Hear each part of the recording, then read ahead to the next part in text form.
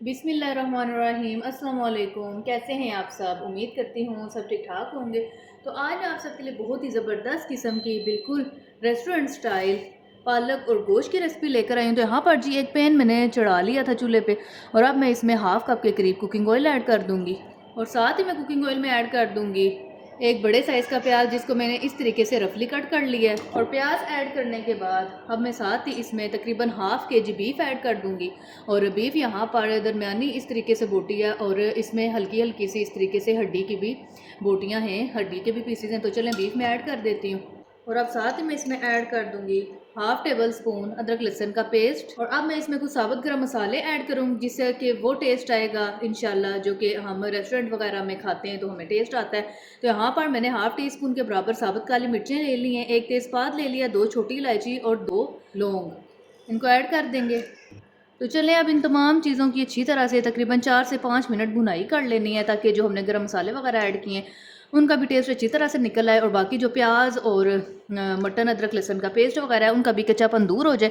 तो चलें 4 से 5 मिनट के बाद मैं फिर आपसे मिलती हूँ। तो यहाँ पर तकरीबन 4 से 5 मिनट मैंने इन तमाम चीज़ों की अच्छी तरीके से भुनाई कर ली है।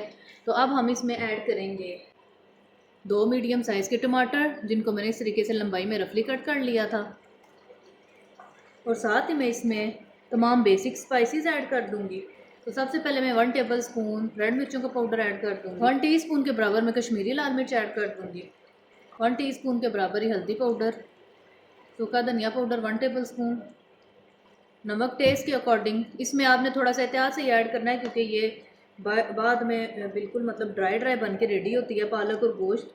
तो इस वजह से ऐसा ना हो कि आप स्टार्टिंग में ज़्यादा नमक ऐड कर दें बाद में वो फिर ज़्यादा हो जाए।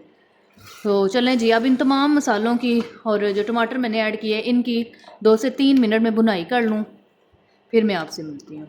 अच्छा जी, टमाटर और मसाले ऐड करने के बाद भी मैंने 2 से 3 मिनट अच्छी तरह से भुनाई कर लिया है और मसालों का कच्चापन भी दूर हो चुका है और टमाटर भी तकरीबन गल ही चुके हैं। तो यहाँ पर भुनाई का काम कंप्लीट हो चुका है। तो अब मैं इसमें ऐड कर दूँगी 2 से 3 कप के करीब पानी, थोड़ा सा हिला लेंगे। तो चलें जी अब मैं इसको हाई फ्लेम पर कवर कर देती हूँ ताकि इसमें अच्छा सा उबाल आ जाए। अच्छा जी, यहाँ पर बीफ में अच्छी तरह से उबाल आना स्टार्ट हो चुका है। तो अब मैं फ्लेम को मीडियम टू लो कर दूँगी और मीडियम टू लो फ्लेम पर गोश्त को अच्छी तरह से 100% तक गलने देना है। मेरा अंदाज़ा है कि 40 से 45 मिनट में इजीली गोश्त गल जाएगा। तो चलें जी अब गोश्त अच्छी तरह से गल जाए फिर मैं आपसे मिलती हूँ। तो चलें जी यहाँ पर तकरीबन 45 मिनट हुए हैं और गोश्त अच्छी तरह से गल चुका है। मेरा अंदाज़ा माशाल्लाह से बिल्कुल ठीक था। 40 से 45 मिनट मैंने आपको बोले थे और 45 मिनट में तकरीबन गोश्त गल चुका है। अच्छा, इसमें अभी ये हल्की हल्की सी यखनी आपको नज़र आ रही होगी तो इसको हमने इतना ही रहने देना है। और इसमें अब हमने पालक ऐड कर देनी है और पालक मेरे पास है तकरीबन 1 kg। इसकी मैंने छोटी छोटी इस तरह से कटिंग कर ली है और अच्छी तरह से ना इसको धो लिया है। इसको अच्छी तरह से धोना भी ज़रूरी होता है ताकि इसमें कोई मट्टी वगैरह ना हो। तो इसको मैं ऐड कर दूँगी। तो चलें यहाँ पर मैंने तमाम पालक जो है ऐड कर दी है और इसको ना हल्का सा मिक्स कर लेना है। वैसे पालक जितना पानी छोड़ती है ना इसको मिक्स करने की ज़रूरत नहीं है, ये खुद ही नीचे जाती है, बट फिर भी ठीक है। और अब ऐसा करना है कि इसको कवर कर देना है और फ्लेम थोड़ा सा मैं हाई कर दूँगी। पहले मेरा मीडियम टू लो था गोश्त गलाने के लिए। तो चलें जी अब मैंने मीडियम टू हाई फ्लेम कर दिया ताकि पालक जितना भी पानी छोड़े वो भी खुश्क हो जाए और जितना भी गोश्त के अंदर पानी है वो भी ड्राई हो जाए। तो इंशाल्लाह से फिर जब ये फ़ाइनल होती है तो मैं आपको दिखाती हूँ। अच्छा जी, तो यहाँ पर तकरीबन 10 मिनट हो गए हैं मुझे पालक की पकाई करते हुए और पालक का जो पानी है वो भी ड्राई करते हुए। तो अब आप देख सकते हैं कि इसमें थोड़ा सा ही मॉइस्चर रहता है, तकरीबन 2 से 3 मिनट ही लगेंगे और ये भी ड्राई हो जाएगा क्योंकि बिल्कुल हमें ना ड्राई चाहिए, इसमें ज़रा सा भी मॉइस्चर नहीं चाहिए। ऐसा हो कि ऑयल सेपरेट हो जाए और मतलब इस तरीके का हमें लुक वाइज चाहिए। तो तब तक इसको ना कुक करना है। तो चलें 2 से 3 मिनट में इसको कुक कर लेती हूँ जब तक कि इसका ऑयल नहीं सेपरेट हो जाता, फिर मैं इंशाल्लाह आपको दिखाती हूँ। तो यहाँ पर माशाल्लाह से तकरीबन 2 से 3 मिनट हुए हैं और आप देख सकते हैं कि ऑयल भी अच्छी तरह से सेपरेट हो चुका है और जितना भी इसमें मॉइस्चर वगैरह था वो ड्राई हो चुका है। तो यहाँ पर माशाल्लाह से पालक गोश्त की जो रेसिपी है वो रेडी हो चुकी है।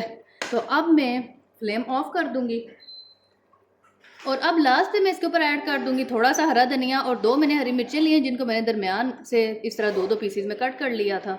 वैसे हरा धनिया इसमें तो हाथ सा नज़र ही नहीं आएगा क्योंकि हरी भरी पालक है, बट फिर भी फ्रेश फ्लेवर के लिए मैं ऐड करूँगी और साथ हरी मिर्चें भी ऐड कर देनी है। इस तरह से जो पालक गोश्त की रेसिपी है इसमें छोटे छोटे पीसीज में हरी मिर्च को ऐड नहीं किया जाता क्योंकि कुछ लोग पसंद नहीं करते कि हर नवाले में हरी मिर्च का पीस आए, तो इस वजह से इस तरीके से आप पीसीज में ऐड कर दें तो इस तरह खुशबू भी आ जाती है और साथ हर नवाले में आती भी नहीं है। तो चलें जी, अब मैं आपको सर्व करके दिखाती हूँ ज़बरदस्त किस्म का पालक गोश्त माशाल्लाह से। तो यहाँ पर माशाल्लाह से मैंने एक प्लेट बना लिया पालक गोश्त की और आप देख सकते हैं कितनी ज़बरदस्त किस्म की ये बन के तैयार हुई है और ट्रस्ट में ये टेस्ट में भी बहुत ही मज़े की रेस्टोरेंट स्टाइल बन के तैयार होती है। आपने भी इस रेसिपी को इसी तरह से फॉलो करना है, इंशाल्लाह आपकी भी इसी तरह से पालक गोश्त की रेसिपी बनकर तैयार होगी और कमेंट में भी आपने लाजमी बताना है कि आपको मेरी ये रेसिपी कैसी लगी। तो उम्मीद करती हूँ आप सबको मेरी आज की रेसिपी पसंद आई होगी। तो मिलती हूँ इंशाल्लाह अब मैं आपके साथ नेक्स्ट वीडियो में, तब तक के लिए अल्लाह हाफिज़।